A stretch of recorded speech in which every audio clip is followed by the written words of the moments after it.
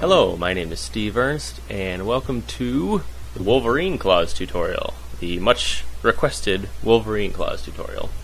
What we're going to do right now, the first thing we're going to do obviously is make the claws, but first I just want to say that this is my first ever tutorial of any kind, so bear with me. This might be a little rough around the edges, so whatever happens, happens. So here we go.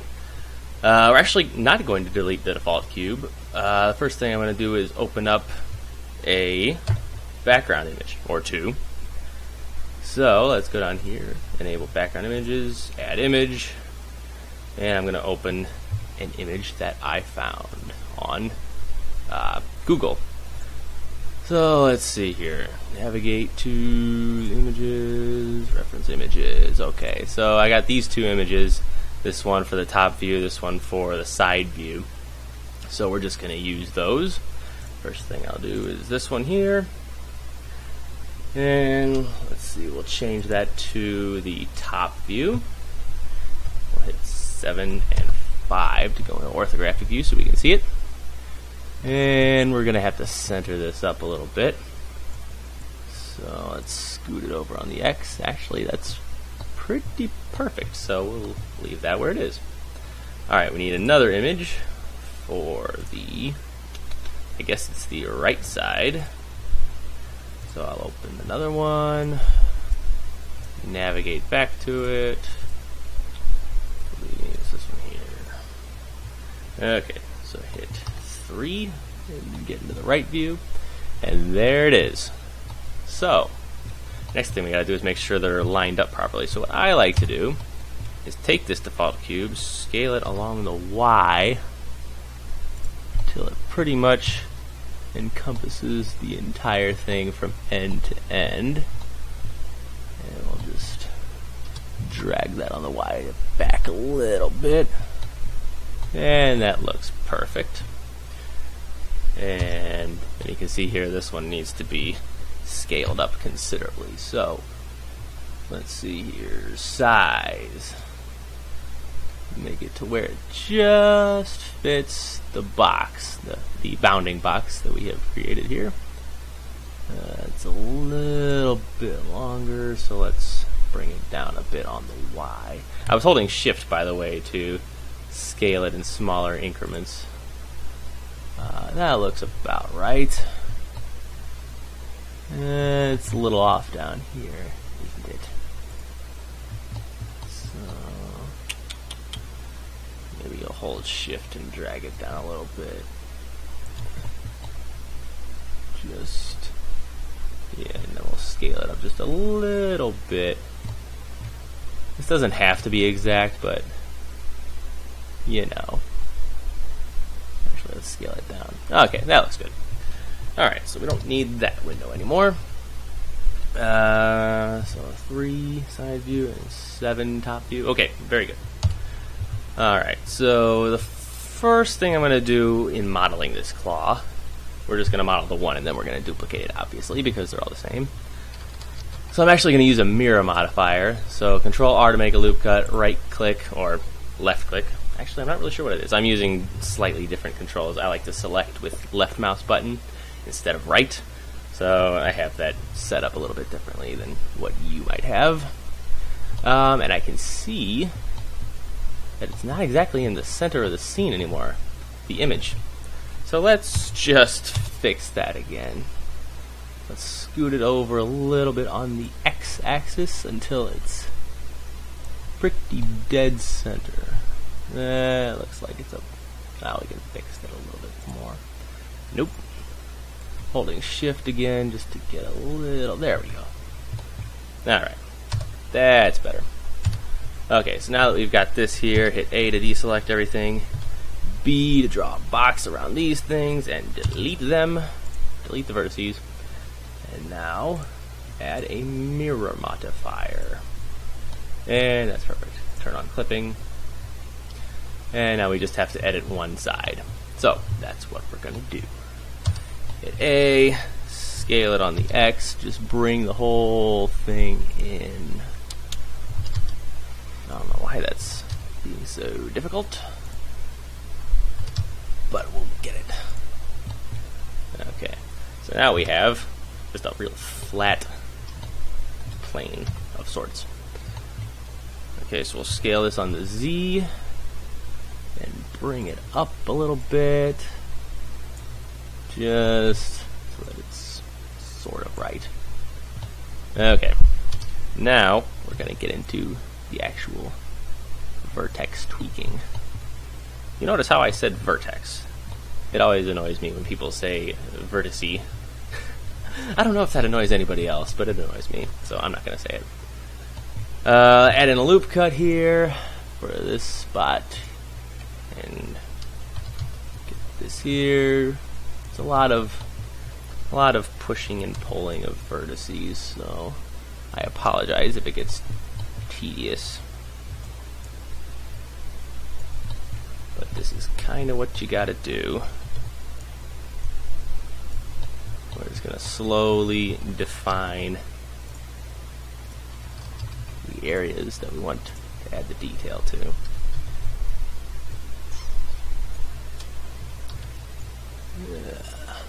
Okay, very good. Let's add another loop cut here.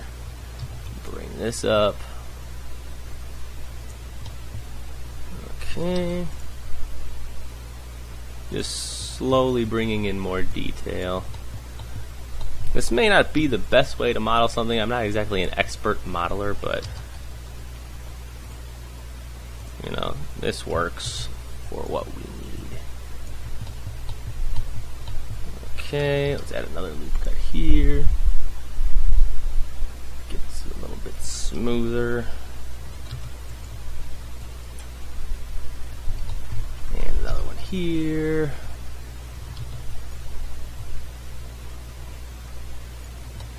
Good, good, good. And we can add in as many as we want to make it as high res as we desire. Okay, not bad. Now we have something that's roughly the right shape. The next thing we gotta do is define the nice angles that it has. Actually, we'll do that in a second. Okay, forgot to deselect everything. Okay, bring that there to a point. Very good. Everything else is about right. The width is pretty correct. Okay. Now, what we're going to do is create another loop cut. Control R, right on top here. And we're going to bring it. Where are we going to bring it? Hang on a sec. Yeah. Yeah, we're going to sharpen up the whole edge. Bring it almost to the very end here. Or actually all the way to the very end, practically. Okay. And then we can begin roughing in the, what do you call it? The bevels sort of thing. Alright, first we're going to put a loop cut right about here-ish. Right there. Okay. Now we're going to click in this area somewhere. There we go. And bring this down. This is, we're selecting the one closest to the edge here and dragging it down. Whoop, that's the wrong one. That one there. Okay. So this helps us get the details here. Not that one. This little gizmo's getting in my way. Come on. There it is.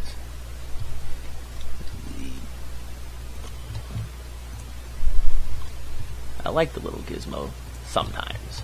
Other times, not so much. Add another loop cut about here.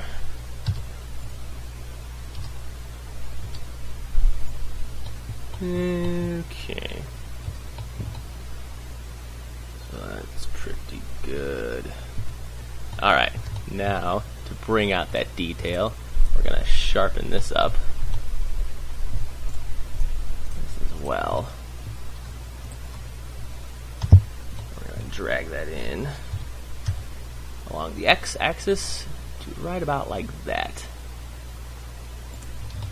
And so now you can see we have some sort of shape going on for our claw. Not bad, not bad. We need to make that end pointier though, because we didn't bring over these GX. I forgot there's several.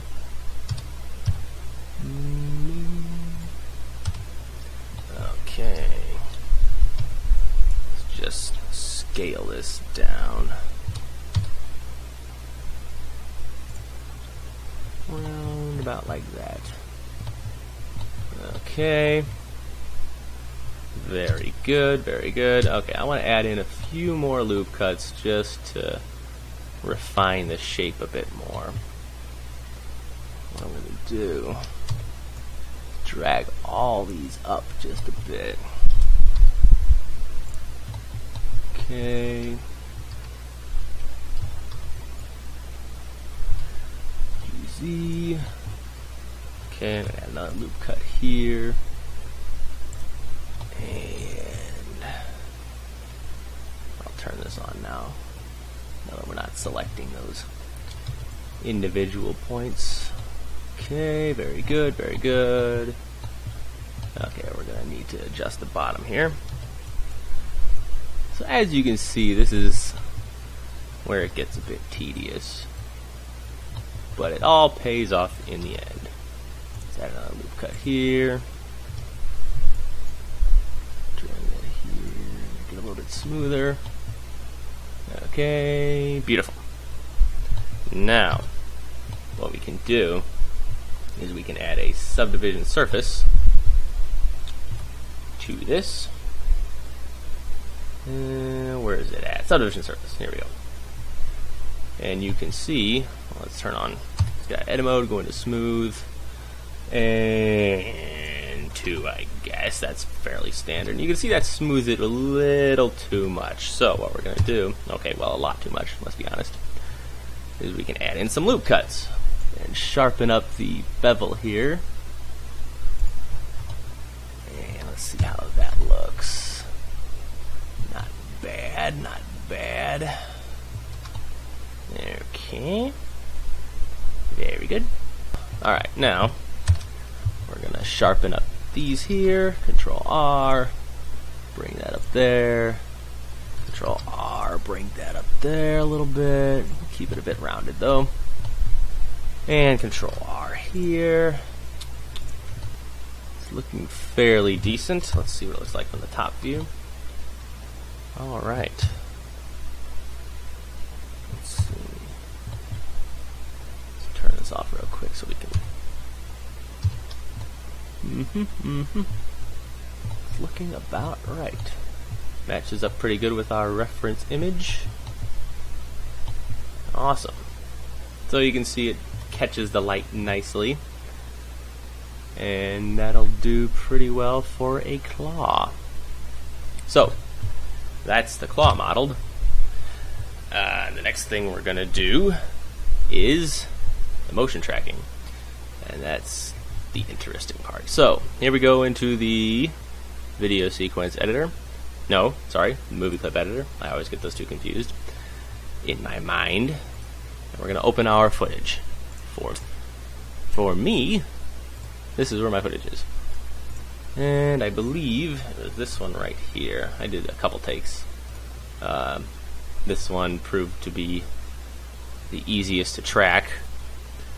But I'm making a weird face. So we'll just have to ignore that. Let's see here. What are my in and out points? I believe my frames were 600 and 1300. Should be about right. And we'll hit home here to make that fit. Very good, very good. And so yeah, you can see I've got tracking dots on my hand, so we can track. I put some on my knuckles as well, up here and down the side, so that whenever my hand turns, we'll always have something to track. That's the idea. So yeah, forgive my face here. Yeah, we're not worried about the face. We're worried about the hand. That's the important part. Okay, so that's what we're looking at. So we can prefetch these frames just to cache them into memory. So I'll wait for that to happen a little bit. And that makes things easier. So what I did was I started at the end because it was easier. Because when it goes off camera, you know, it gets blurry and you kind of lose all your details. So you want to start from the area with the most detail. So I just figured that'd be the end. So let's see. Affine is usually what I set it to. Previous frame and normalize. All those things you'll fiddle with over time. So control click. Got your nice little points here. Tracking settings, always keep that open in case you need to change it while it's tracking. Hit L to lock the view to the marker. And let's see, then track backwards. Let's see. Yes, I believe that's the one. Shift Control T. That's a handy shortcut to know. And it'll go until it loses itself. And you can see it got to that point and it lost itself. So you'll want to go to the last point where it held on properly. And then you'll probably clear everything here. Clear everything before, since it would be before in the timeline. And then you're going to have to tweak it. So you might have to manually move it, or you might have to just, let's see here. Sometimes all it takes is changing the size of the search area to be a little bigger. And then you can track, it lost itself. So what I did previously when I was testing this out is just sometimes you need to skip all the way to where you can see the marker again and drag the point up there to it and then come at it from the other direction. So, and you can see now that we've met up with our other one, but it's not exactly where it should be. So you're going to have to do a little bit of tweening yourself. So just drag down there, make it a bit smoother motion. And that works fairly well. And then you can start tracking again until it loses itself, like it just did.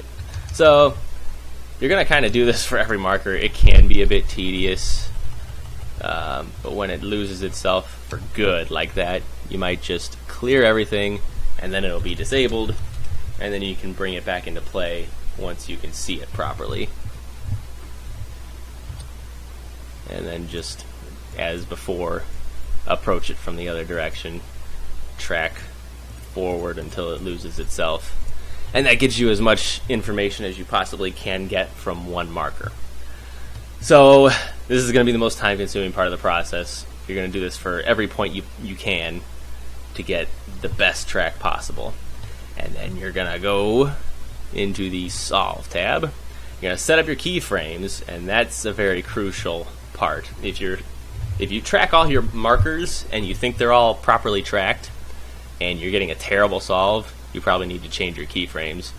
And the keyframes would be a point where it has the most perspective. So if I have all my markers tracked here and then I look at these frames, you see my hand twist, so there's a lot of good perspective information there. So I would say maybe we want to use frame 913 and frame 954, let's say, and those we will put in this here. We will put those values in here. Oh, which reminds me, I almost screwed this up. Luckily, it's okay if you do, because you can copy the tracks, but you don't actually want this to be a camera object. You want to add an object, and this is going to be your object track, which is the hand. That way your camera will remain stationary in the scene while the object will rotate around. So then you'll solve object motion. Now, you see that my tracker here is in the camera and it's not in the object. So there's a handy little feature copy tracks. Let's see. I'm pretty sure you can just copy tracks and paste tracks. And there you go. So yeah, if you ever find yourself in that situation where you've tracked everything, but you tracked it in the camera and you want it to be an object, just create an object, copy the tracks, and paste them. I'm kind of glad that happened because that's happened to me before, and it's really easy to fix, so it's not a big deal. So yeah, once you get all that tracked, just solve object motion, keyframe. Yeah, there won't be refine. That won't be available. So set your keyframes up, and yeah, you should be good to go. And I will meet you back here when we're finished. Okay, we're back, and as you can see, I've tracked all my markers, and I've actually already gone up here and clicked Solve Object Motion. And I got an actually really good solve error of 0.6, which for object tracking, pretty much anything around 1 would be good, so 0.6 is really good. Anything under 1 is fantastic, if you ask me. So you can see some of my markers deactivate periodically as things don't quite keep tracking, so don't be afraid to have markers that deactivate and then reactivate. I chose my keyframes to be 908 and 920, which are right around here, so you can see that's the point where my hand turns nicely. So it was able, and still keeping a lot of markers, because you've got to have like at least 8, I believe. So that's the two things you got to think about: it's perspective shift and number of markers that remain active during that time. So that worked out well for me. So yeah, now we can go ahead and we're going to split the window here, get into the 3D view, and we're going to click Scene Setup Set as Background. But for that to work, we're going to need a camera, which I actually deleted. So we're going to add that. Just a camera right here.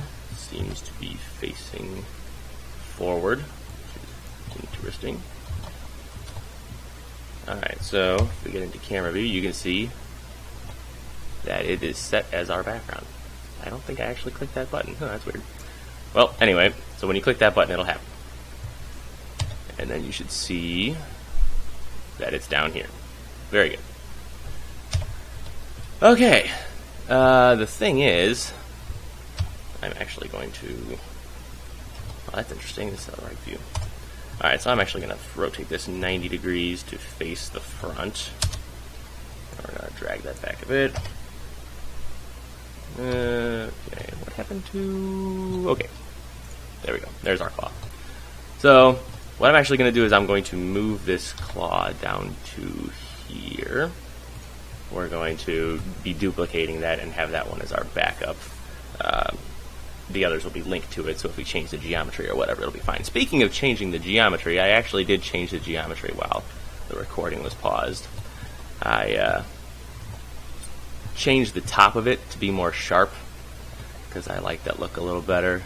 So I just moved the vertices in to tighten up that edge a bit. So other than that, I didn't change much.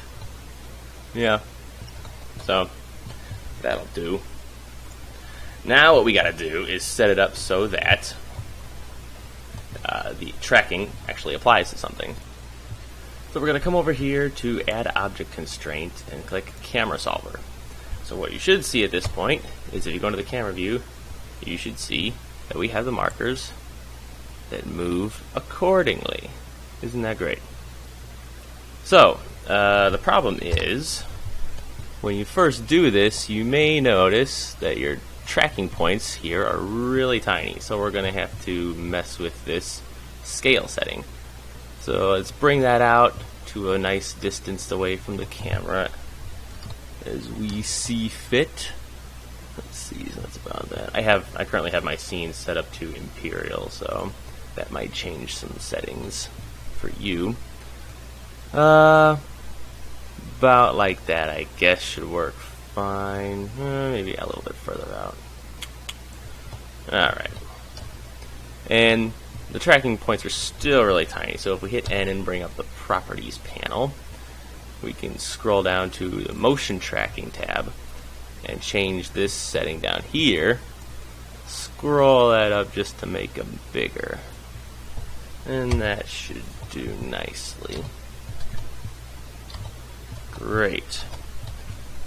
So as you can see, they're out there moving around just like my hand. So that's exactly what we want. So, very good. The next thing we're going to do is we're going to create a cube. And we are going to apply the object constraint object solver to it. Select the hand track, select the camera, and for some reason it's made it enormous. So we're just going to scale that down considerably and apply the scale. Now we're just going to manually stick that right on top of our little track points. And in theory, yes, so now you can see it's rotating the way it should. It'll be easier to see if we scale this even further down. There we go. So you can see that the cube is stuck to my hand, which is great. We'll apply that scale again. Okay. Very good. Alright, so let's get back into camera view. Just do a little bit of rotation here to get it to more match up with my hand. A little bit like that. Okay. That's not bad. Alright. So if we tab into edit mode, we can just do a little bit of rudimentary modeling here. This is really super crude, but it'll evolve, trust me. Okay, as we scroll to the next point, just move these points a little bit, trying to keep them at about the same point on my hand as they were before. Okay. Alright, so let's move these in and put that there, put that there.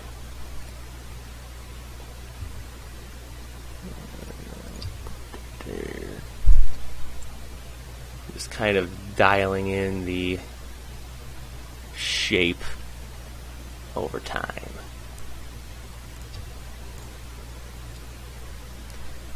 Okay. Because yeah, this is also going to be used for occlusions when the claws are sitting on my hand. And we're going to projection map the texture as well, so but that comes a bit later. Okay. Alright, that's not bad. That is pretty good. Alright. Now that we've got the basic shape roughed in, we're going to add a couple of loop cuts. Alright, so 1, 2, 3, 4. That looks good. And a loop cut there.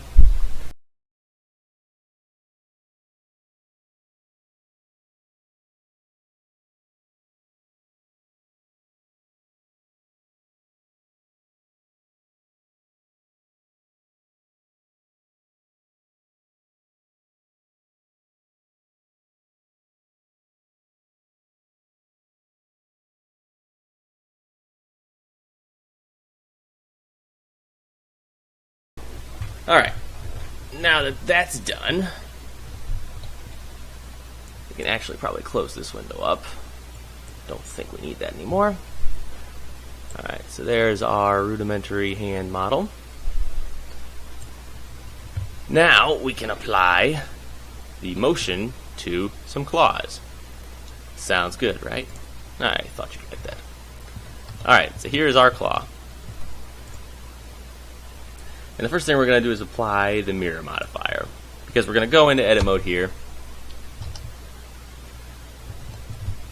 and we're going to select these vertices here and set that to be the center. So Shift S, cursor to selected, tab into object mode, set the origin to the 3D cursor right there.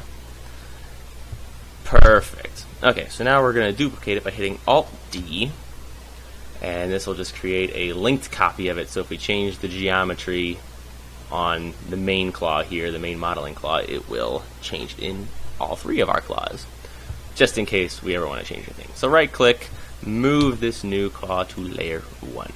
Then we will go back to layer 1, and now you can see we have our claw with everything else. Wonderful.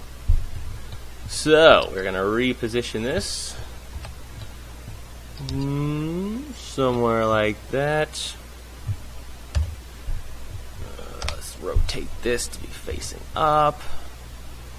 Let's see, X 9, about like that, something like that.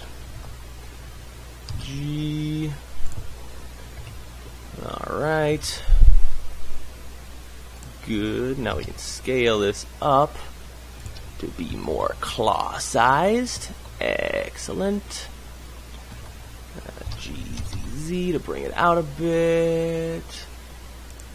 GXX to bring it down a bit.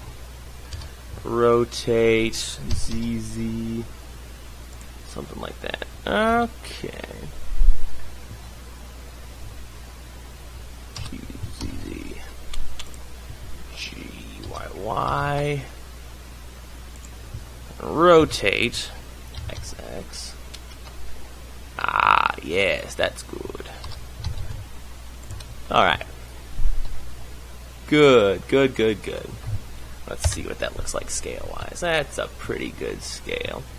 Alright, so I believe we can Alt D this now on the XX, rotate ZZ. Alright, Alt D XX and RZZ. About like that. Alright. Let's move this in GZZ. Alright, move this one in GZZ. Just so they're resting comfortably where they should be. That one seems to be a little odd. Alright, so GXX. GYY, bring that down about there. RZZ. Okay, not quite. Better, better. RXX. So this is a little bit fiddly, but once you get it looking good, it'll look, you know, good.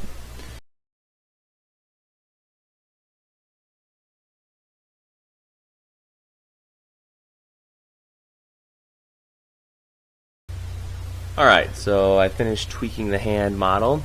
I also tweaked the position of the claws themselves to make them better align with the hand model.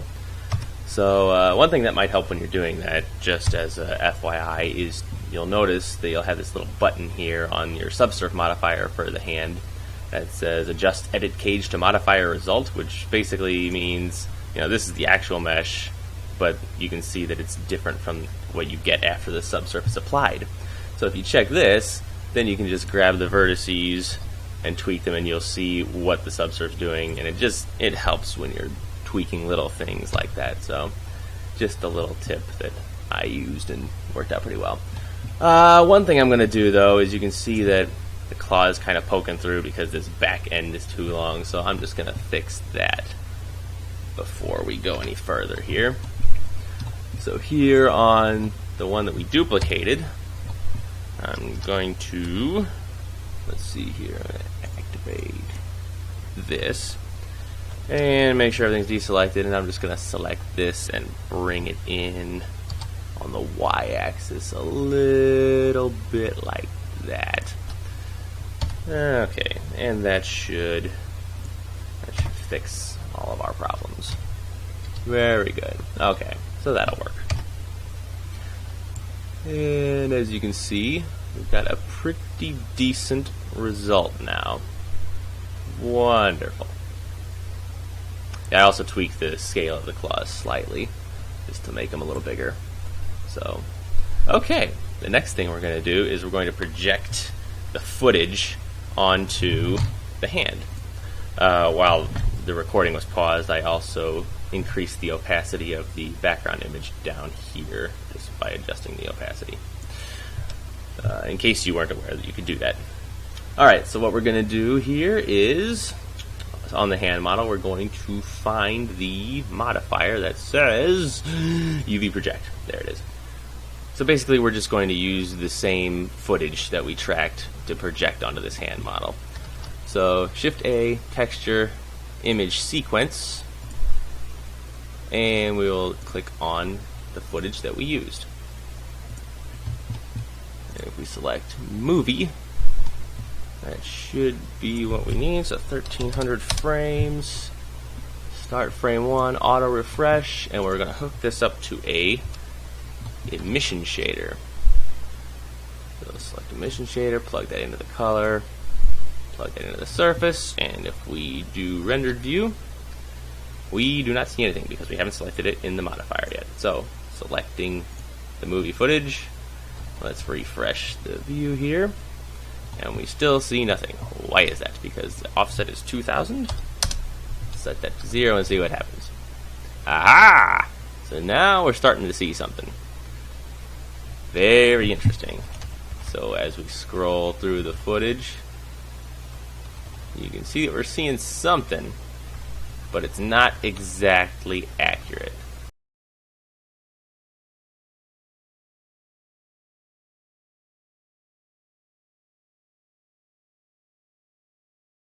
So to better see why this isn't working exactly as we want it to, we're going to do a little something that we're going to have to do anyway.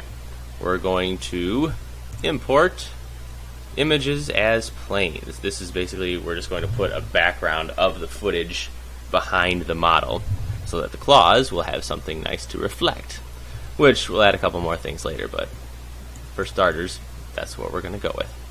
So, into our footage again, select this, import images as planes, and where is it? I believe it's right there, but it's really small and not in the right place.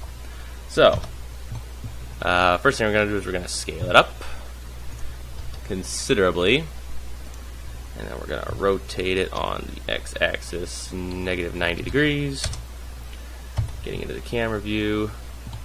And we're going to GY, move it away from the camera until it's at least behind the claws. Let's see here, how far. Let's put it about there. That should be about right. And then from there we can scale this up to fit what we're looking like here. And just a little bit bigger. Okay, just until it fully encompasses the camera view there. Okay, so the material for this thing, you can see it's already been somewhat set up, but it's currently connected to a diffuse. So we're going to delete that, and we're going to bring in an emission shader, and plug that into there, just like we did before. Set up to be a movie, frames, 1300 again, start frame 1, offset 0, and if we go into rendered view, aha, very good. Okay, so we can now see that it is off slightly. And the best way that I can think of to fix this problem is in the, oops, we're in the wrong thing. Gotta get the hand here. Okay, is by messing with the aspect and the scale. So, our footage is HD, so that's going to be a ratio of 2 to 1. Okay, so that gets us a little closer.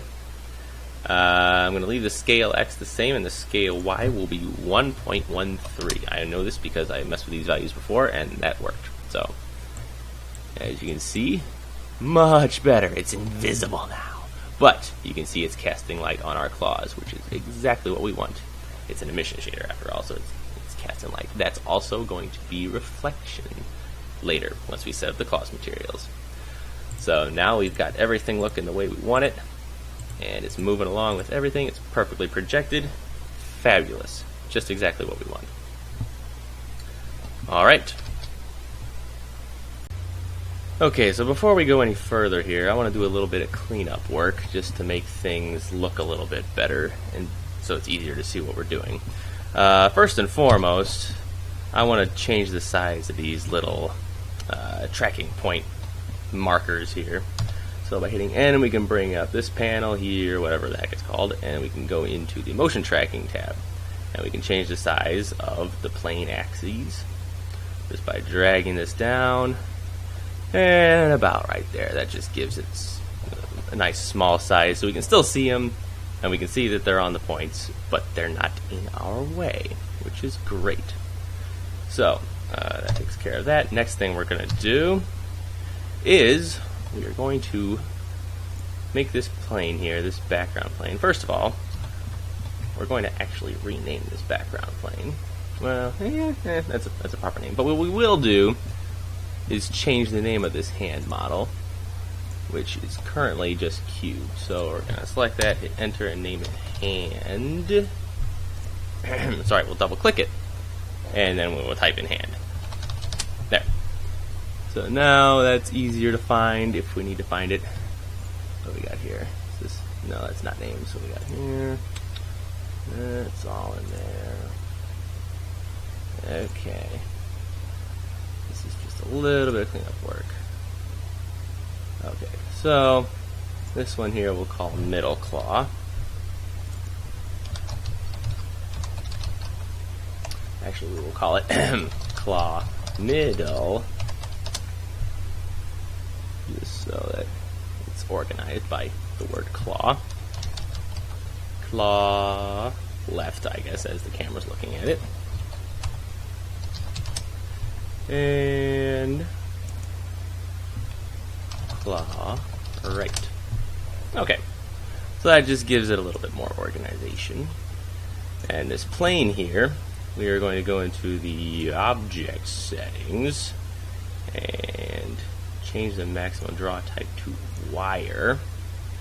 And it's currently being seen in camera view as well when we're in rendered view. Actually, no, it's not, because we unchecked camera. I guess I did that at some point. But anyway, it would be like this, but if we uncheck it, then you can see it's gone, and we're just seeing what will actually be in render at the end of the whole thing. You can see that it's a slightly light, that the hand is a slightly lighter color than the actual background because of the emission shader, I suppose.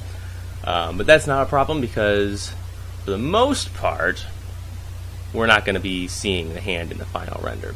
It's going to be visible in reflections and such, but that's about it. Okay, we probably need to make a few adjustments to the actual geometry of the hand model. I screwed with it a little bit, and you can see it's a little bit off in certain areas, but it's not a huge problem. It's pretty easy to fix. Now at this point, we are going to add a material to our claws, finally. I know, that's the part you all been waiting for, probably. So, let's go over here to the layer where we have our original claw, and let's actually rename that. Claw model. Okay. And over here in the materials tab, we'll click new, and we'll get rid of this diffuse shader. And we're actually just going to be making a rather simple material for this. Let's see here, shader, glossy shader. We're actually going to be using 2 glossy shaders. Let's duplicate that. And a mix shader to mix them together. Okay. And as we make these changes, it's also going to be adding this material to these claws since we made a linked copy of it. So, we go in here to our view. You can see that it's a glossy, but it's very rough currently. If we just plugged in this one and had it down to 0, you would see it's very shiny. And it's reflecting our footage layer, which is why we put that there in the first place, so that's great. It's also reflecting our hand model, which is exactly what we want. So, back to this. It's a little too strong on the fuzziness of the reflection. So I'm going to make this, well, this one's already 0, so that's good. And this one is currently 2. Might as well just keep that the same. And we were going to mix them by a factor of the Fresnel, which is going to be coming from this layer weight here. So just like that. And it's a subtle detail, but it basically means that if you're looking straight on to it, it's going to be fuzzier than if you're looking at it at a grazing angle. It's a little too much with the sharpness currently, so let's see here. I'm going to add in a color ramp. Let's just make this bigger here. I'm going to Control-Shift-Click because I have the Node Wrangler add-on enabled. If you don't have that enabled, you should. And that just gives us a black and white view of what this node is doing here. So if we were to bring this contrast in, that's what it's going to be doing in the end.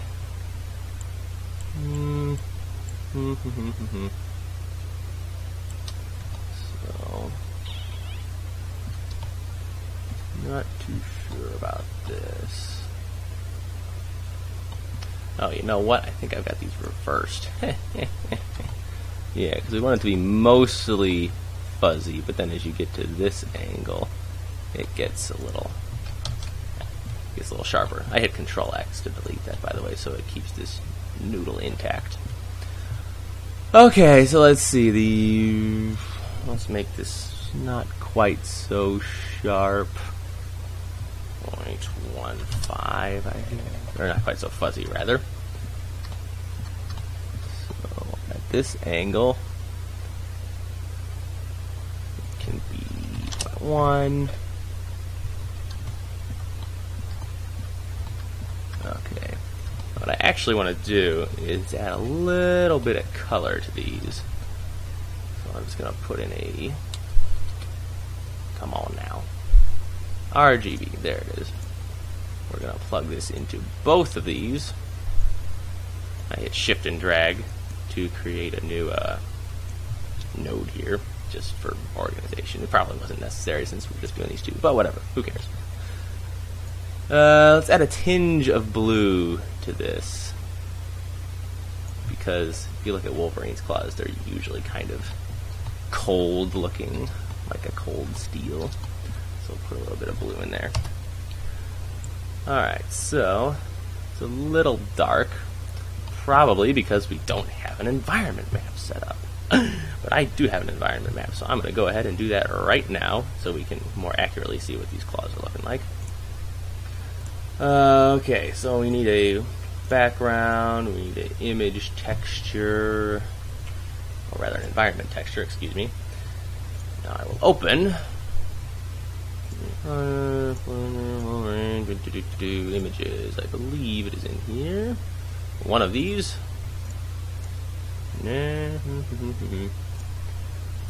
Where is it? Yeah, this is probably it. I believe. Aha! Yes. It is just I made a JPEG,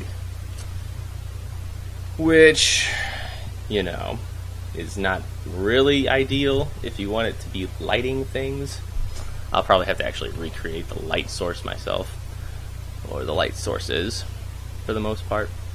But, you know, if you're just mainly using it for reflections, which is kind of what I'm doing, it's not that big of a deal. Alright, so basically we're going to try to match the lighting that's on me to the claws. So if we put this to like maybe 1, it might be a bit bright. And let's see here. Why is this all black? Why indeed? What are we looking at here?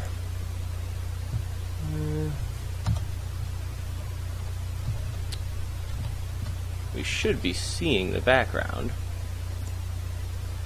Is this because we have transparent checked? Okay. Yeah, okay, so you can see the orientation is messed up. Because the window is over here when it should be right about here. So we're going to have to rotate it.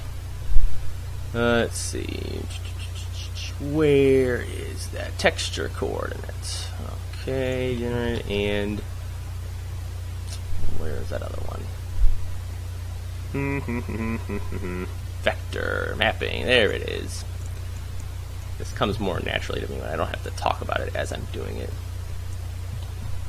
And then if we go to the Z rotation and hold shift so we can see what we're doing a little better. There we go. Put the window somewhere.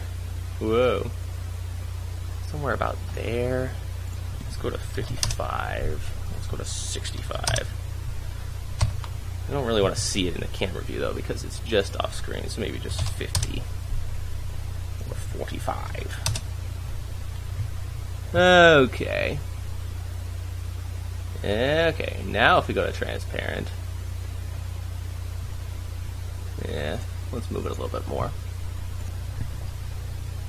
35 perhaps? Yeah, that's about right. Okay. As we rotate the claws around, alright, that's not looking too bad. Okay, yeah. So there you can see we're getting some actual environment looking lighting. And just for kicks, I'm going to go to the hand model here. And I'm going to go into the object settings and I'm going to uncheck camera so you can't see it. But you will still be able to see it in the reflection, which is wonderful. Okay. Now we're looking a little bit more respectable. Alright. Excellent. So that takes care of that setup. Alright, our next step is to get rid of all those little dots, or at least set up a method that will allow us to get rid of all those little dots. So, what we're going to do is we're going to create little circles on each dot on my hand. And that's going to be a little time consuming, but I'll show you the way to do it. Alright, so you can see we can select each one, and so if we hit Shift S, we can go cursor to selected, Shift A, circle, and we'll bring the radius down considerably. Get down to about there or so. Rotate it 90 degrees. Let's maybe make the vertices 16 just to cut it in half, make it a little bit easier. And that should do it. Let's go into tab and just hit F to fill it. We could have done that in the other place, but it doesn't really matter. Alright, so let's just hit G and drag it right there, center it up. Alright, now you can see it's created it pretty much right exactly where we want it. But we're going to move it out from the hand just a little bit because we're going to be using a shrink wrap modifier. And so once we select the hand model, it snaps to the surface and deforms it, which is just what we want. But you can see it's kind of partially inside the hand, so I just like to offset it a little bit, about 0.0001, 0.0002,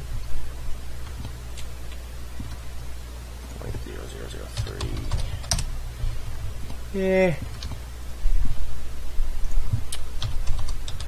sometimes it takes a little while to dial stuff in. Oops, that's not correct. 3 zeros. Alright, that's good. So now it's really close to the surface. Alright. That looks good. And looking from camera view, it's big enough, it covers everything. Let's just drag it centered up a little bit more. Okay. Wonderful. Now, we're going to have to do this for every single dot. So if we select this one here, Shift S, cursor is selected, select our circle, Shift D to duplicate it, and then Shift S, selection to cursor. Bam! Now we got another one. Now we're going to have to probably scoot this out a little bit until we can see it. So do that for every single dot on the hand, which is going to take a little while, but you know, you got to do what you got to do sometimes in VFX. So I'm going to pause the recording and pick it up when I'm finished. Now before I forget to mention it, you're going to have to also parent each one of these little dots to your hand model so that they move along accordingly. So just select each one of them that you created, being careful not to select anything else, and then lastly Shift select the hand and hit Control P, Object Keep Transform, and now they should all move along with the hand. That's all you need to do for that. So the next thing we're going to do is we're going to divide all these different dots into 4 quadrants. There's going to be the front, there's going to be the left side, there's going to be the top, and the right side. And this is going to be so we can control the projection, the texture projection easier. So, I'm going to select all these in the front, hit Control J, and then apply the shrink wrap modifier. Okay, so you can see everything still moves as it did before. It's just that now they're all one object. So we're going to tap in edit mode, hit U, and unwrap. And I'm going to add the UV project modifier. Select the footage, select the UV map, override image to 1.13, and now we need to create a projector for it. Now we could use the regular camera, but then that would just be shooting out the dots onto it, which we don't want. So we're going to have to create a new camera projector. This is supposed to be able to work with other objects like empties and whatever, but I couldn't get it to work the same way as a camera in this case. So I'm just going to have to make a couple different cameras for each quadrant. So the camera is currently on this layer, so I'm going to actually Shift D and move it to this layer here. Alright, let's open up another view here so we can see what's going on. You can see I brought over our track points as well, which isn't a big deal. We're not going to worry about that. But we're going to rename this camera Projection Front. Okay. Excellent. So back in this view here, select those, select Projection Front, and then go into the materials, select that projection material that we already had set up for the hand. It'll be the same material, that's fine. So as you can see, now it's got the emission texture and you can see the dots. Great. But we don't want that.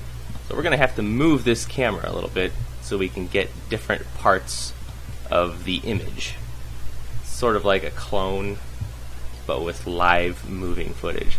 So if you hit G and hold Shift, you can just move it in slight increments.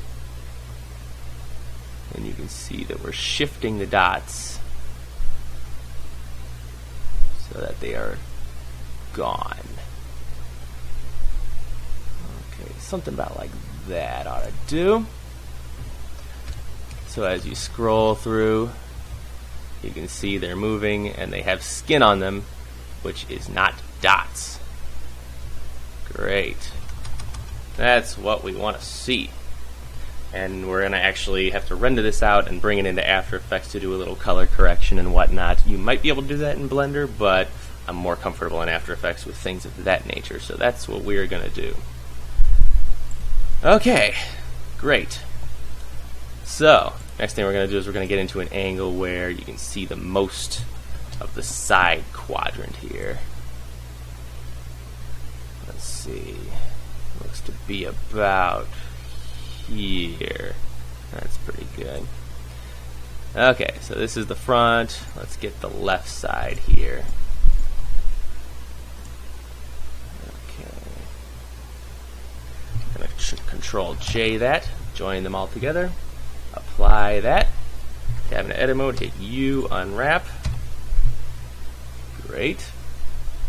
And basically we're repeating this process for all 4 quadrants, so nothing new here. Add the UV project modifier. Select footage, select the UV map, override image to 1.13. And we're going to have to make our new camera now. So Shift D, rename this one Projection L. Left. Okay. Click back on these. Projection left. And set up the material. Okay. So let's make sure we have projection left selected. And if you, let's see here, something about like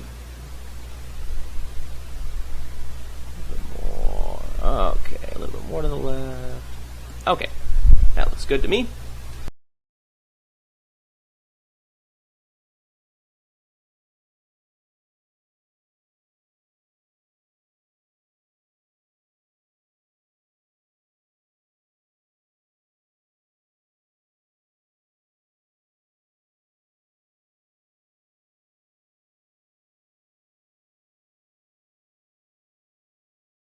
Alright, so there you have it. We got our dots, and everything's looking pretty good. We can make a few tweaks if we wish, but I think that's looking halfway decent for now. Alright, not bad.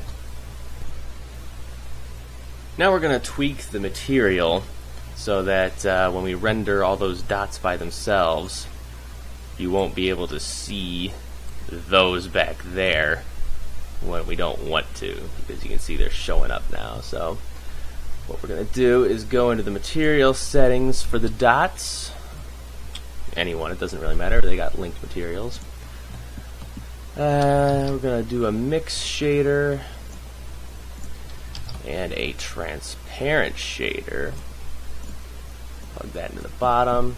So it's going to mix those by a factor of the back facing. Hope that wasn't too fast for you. And so if we go into render view now, you can see they're not there anymore. That's precisely what we want. I'm going to tweak this thing here, projection right, if I can find it again. Projection right, there it is. And I'm going to just scoot this a little bit more to the side, and that should do it. Okay. Fantastic. Not bad. Okay, we are looking pretty good now. One more thing. I want to select the camera here and see if I can hide these little motion track things. There we go. And never mind. That does it. Don't really need to see them on that layer, or at all anymore, really. Alright. Excellent. Save that. Okay, so at this point I want to animate the claws to retract into the hand, or actually to come out of the hand at a certain point. But they're currently parented, all the claws are currently parented to the center claw, which I actually want to change at this point. We're actually going to parent them to the hand itself. So I'm just going to select these two here and select the hand, Control P, Object, Keep Transform. And that does it for that. So at some point, I'm going to have the claws pop out. You know, I did this hand movement at the beginning, which threw off all my tracking, so I'm not actually going to start the video until probably about here and just have the claws come out slowly, I believe. So let's see here. Where does this start? Right about here. Okay, so we'll say they're out fully at this point. Okay, so I'm going to click on all these, hit I, location, rotation, excellent. Alright, and now I'm going to go back to about 700, I guess. Let's go 710. And we're going to hit GYY. And that's going to pull them all back on their local y-axis until they're inside the hand. Now you can see that they're not entirely inside the hand. So we're also going to scoot them a little bit along the z-axis. Or, yeah, their local z-axis. GZZ into about, let's see, probably about there. I, location, rotation. Alright, so from here, they slowly go shink. But still, you can see they're starting to pop through. So, we'll just have to fix that as well. Where are they starting to come out through?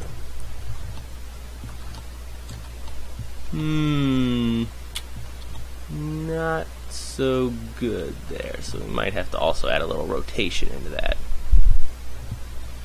Which means, let's go into the dope sheet so we can see our keyframes better. Okay, so let's go I, location, rotation. Okay, well, I guess it already has rotation there. So that's good. So at this frame here, we will also rotate them slightly on their local x-axis. Something like that, I guess. And then GZZ. Okay, I, location, rotation. Now as they're coming out, still not perfect. Just tweak it a little bit more.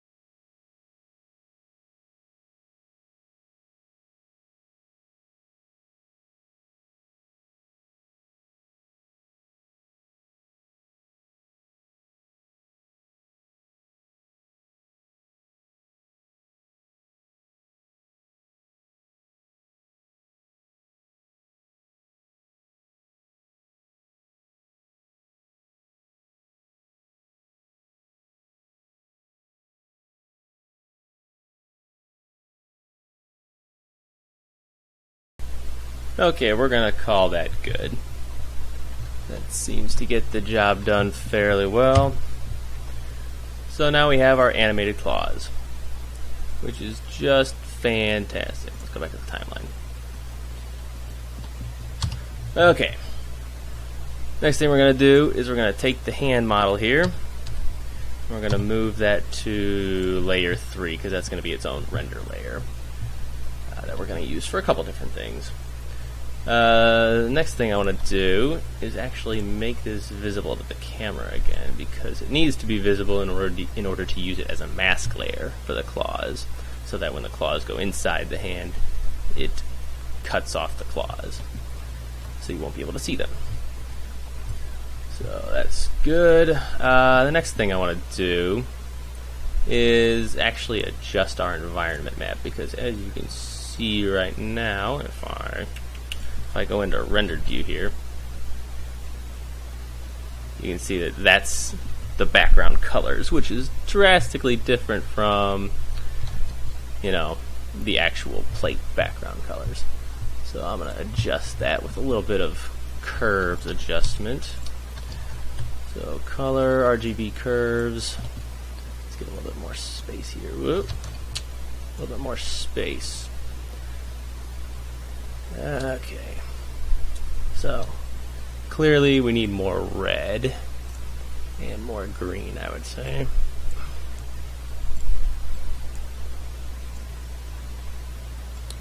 little bit more red. Let's get us a bit closer.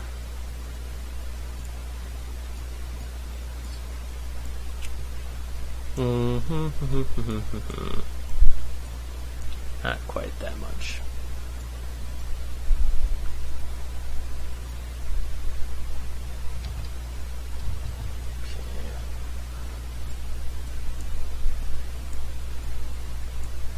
How's that looking? It's better. Still needs a bit more red.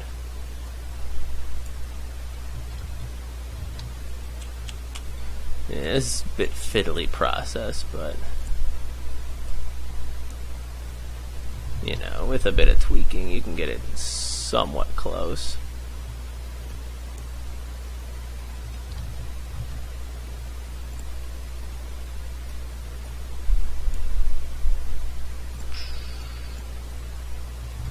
There we go. That looks pretty accurate. Great. Okay, we'll settle for that. Alright, next thing. I'm going to set up some render layers now. Let's get this at 100% here. Alright, so render layer 1 is going to be the claws. I'm going to add another one for the dots. And I believe at some point we're going to do another one for the hand as well. So let's just do that. Okay, so the claws. Obviously going to be layer 1, and let's see, so that's layer 1, the dots are layer 2, and of course the hand is layer 3. And for the claws, the mask layer is going to be layer 3 because that's the layer our hand is on, so that means this model is going to be used as a mask for the claws, which is what we want. The dots, they're using an emission material, so let's go to 5. Let's override it with 5 samples. That should be enough for what we need, since emission renders super quickly. Let's see, claws. Okay, the hand, we'll mess with that a little bit later. But for now, let's see what we got here. Let's uncheck this, because we're going to just render the other 2 things. Another thing we're going to do is set up the motion blur. All we really need to do for this is just check it on. You can mess with the shutter to get different levels of blur, but I think that what we have right now is pretty good looking as it is. So let's get a nice angle like this so you can see how the hand model cuts off the claws. And let's see, sampling. Let's just go to 100 samples.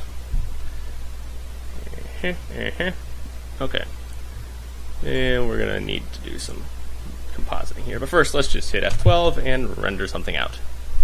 Forgot to click transparent because that's necessary. Let's see here. turn transparent back on under film. And see the claws. I accidentally said 5 samples for the claws. That's for the dots, because that's a mission. There we go. Alright, now hit F12 and see what happens. So here's our claws, and everything seems to be finished. Wonderful. So let's go into the render layers node thing, node layout. Now we're going to need to duplicate this one. I'm going to hit Shift Space to get full screen here so we can see what's going on. We're going to have the claws and the dots. And we're going to do, let's see, what do we need? Input, movie clip.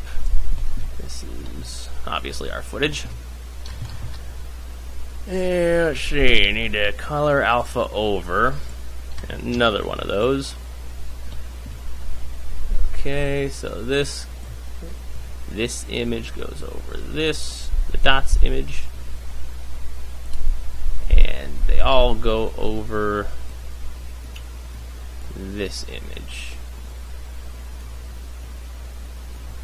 And this goes into the composite.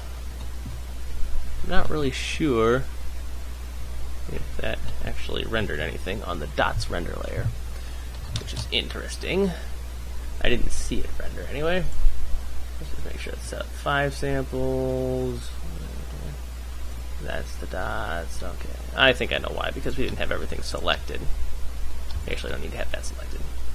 Okay, so now we'll hit F12, and it should get us our render result.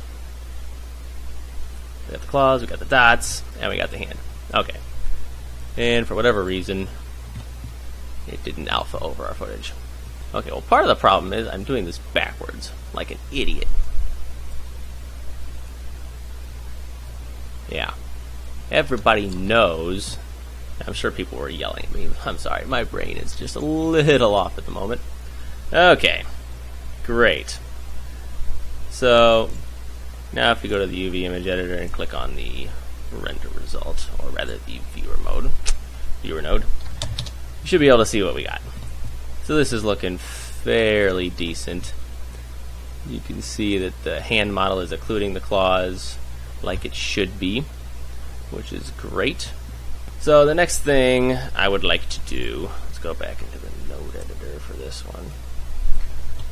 I would like to do a little bit of lightening up of the background here,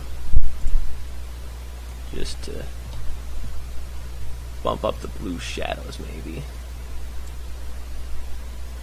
Give it a little bit nicer look so that the shadows aren't so dark. It's an overall color boost, or contrast boost. Let's go to a different frame and see what it looks like.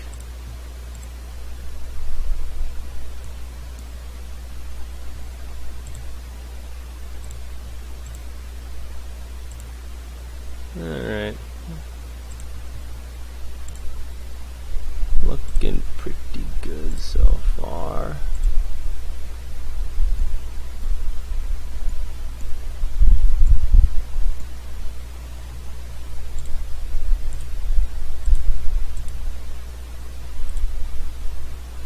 Alright. Not bad, not bad. Let's give it one more render here, to make sure everything's working the way we want it to. Okay. Yeah, not bad. Not bad. Yeah, you can see the method of dot removal isn't perfect, so we're going to do a little bit of tweaking in After Effects to just make that blend a little better. But for now, that's looking halfway decent. I want to get to a point where there's motion blur so you can also see how that's working. Right about here where there's a nice motion. That's looking pretty good. Alright. Cool. Not bad so far. Actually, I thought something was looking a little off, and that's because you need to have your hand visible as well, or else it's not going to reflect in the claws. So that's got to be one of these layers that is actually visible when you click render. So let's go back to this one here and render that out so you can see that we do still have the hand reflection in the claws, and that adds a nice level of realism. And actually, now that I think of it, we're going to split up these dots by the quadrants that we separated them into. So we're going to actually have to put them all in their own separate render layers. So that's going to be great. So let's just move these to this layer, move these to this layer, move these to this layer, and move these to the other layer right there. Okay. Excellent. So let's actually just move this hand model right back here. Alright, that means we're going to have to tweak all these. The hand layer is actually this layer now, and the claws is being masked by this layer, not this layer anymore. Okay. And the hand layer, yes, we already did that. The dots, this is going to be dots L. This is going to be actually right here. Dots M for middle. And that will be this one here. Okay, new one. Dots right. And one more. T for top. Right there. So boom, boom, and boom. Okay. Excellent. So that just means we're going to have all these selected when we render, which we will do right now. Well, okay, hang on a sec. Let's just set this up first so we can actually see what's going on. Alright, so we've got these here. Let's drag these out and up. We got dots left. Let's make this dots middle. Dots right. And dots top.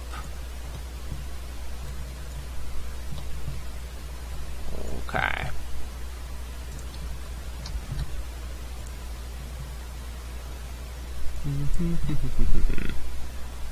So let's think what we're gonna do is get rid of this one first. We'll put this one, let's see, dots left, we'll put dots medium over top of that. And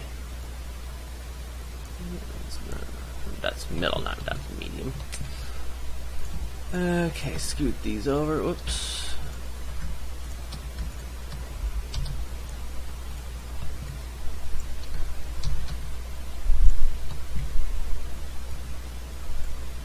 Come here. Okay, and theoretically, that should work. And we're gonna just select these, move them over here. One more alpha over. Now we'll put the claws right on top of that. Alright, so if we hit F12, in theory,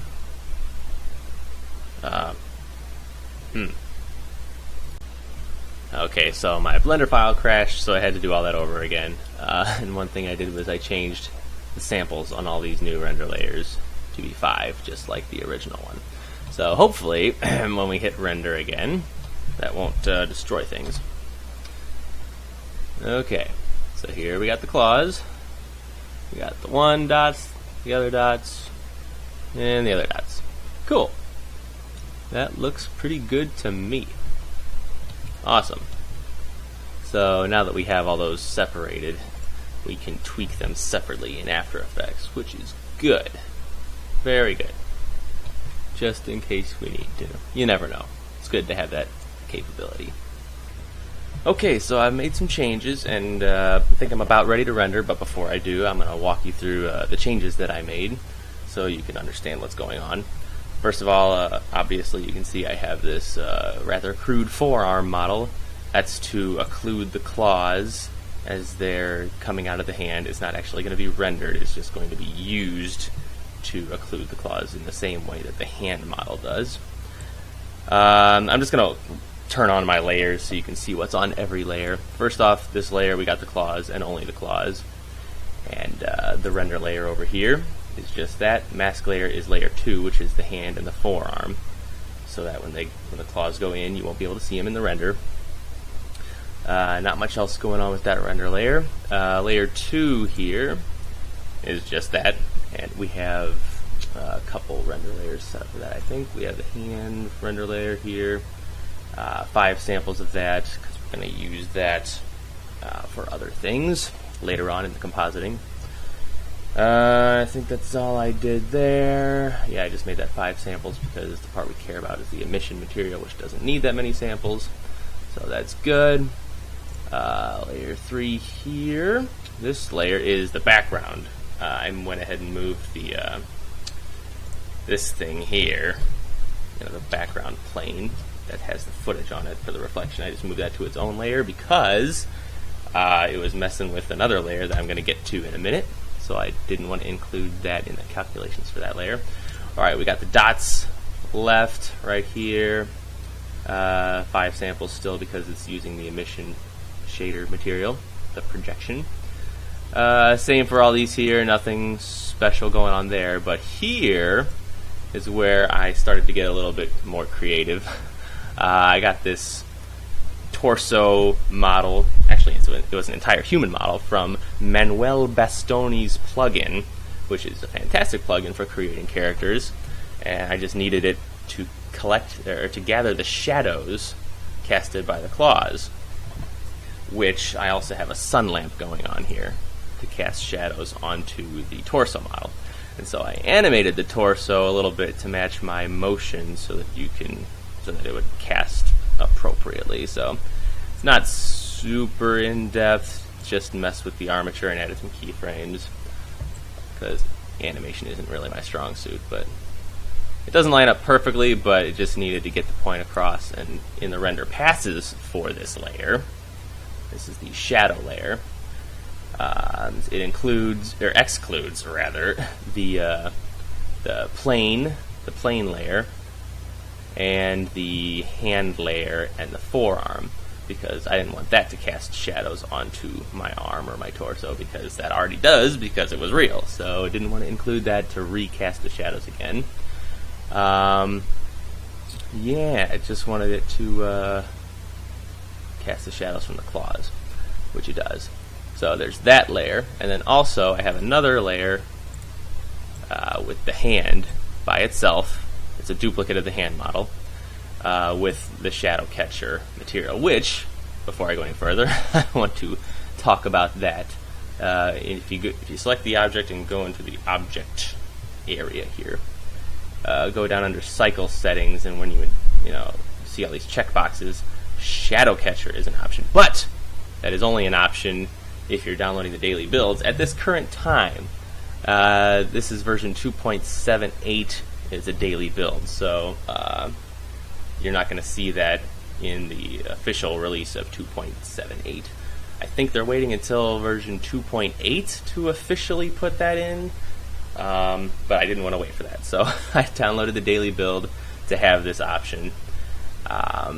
So yeah, use it at your own risk, apparently, but that's what you need at this point in time as of, mid to late May 2017 when I'm recording this tutorial. So yeah, there's that.